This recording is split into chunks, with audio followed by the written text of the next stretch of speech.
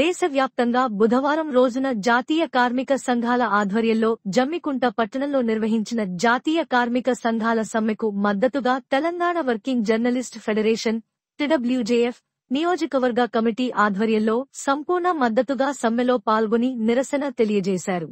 ఈ సందర్భంగా నియోజకవర్గ అధ్యక్ష కార్యదర్శులు సౌడమల్ల యోహాన్, ఏబూసి సంపత్లు మాట్లాడుతూ కేంద్ర ప్రభుత్వం తీసుకొచ్చిన నూతన కార్మిక చట్టాలతో కార్మికులకు ఏ విధంగా అయితే నష్టం వాటిల్లుతుందో అదేవిధంగా వర్కింగ్ జర్నలిస్టుగా పనిచేస్తున్న జర్నలిస్టులకు అన్యాయం జరుగుతుందని అన్నారు. వెంటనే కేంద్ర ప్రభుత్వం తీసుకొచ్చిన నూతన చట్టాలను వెనక్కి తీసుకోవాలని అన్నారు. కేంద్ర ప్రభుత్వం ఇప్పటికే జర్నలిస్టులకు ఉన్నటువంటి రైల్వే పాసులను రద్దు చేసి ఇప్పటివరకు పునరుద్ధరించలేదని, రైల్వే పాస్లను వెంటనే ప్రారంభించాలని వారు కేంద్ర ప్రభుత్వాన్ని డిమాండ్ చేశారు.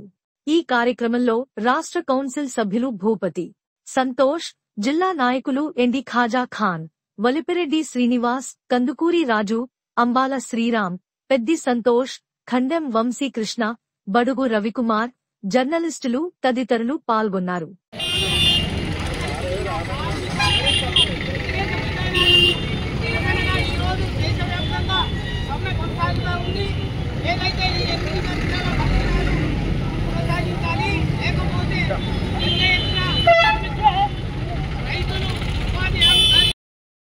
అన్ని కార్మిక సంఘాలు చేస్తున్న దేశవ్యాప్త సమ్మెకు మద్దతుగా ఈరోజు తెలంగాణ వర్కింగ్ జర్నలిస్ట్ ఫెడరేషన్ ఆధ్వర్యంలో మద్దతుగా కార్మికుల పక్షాన నిలవడం జరిగింది.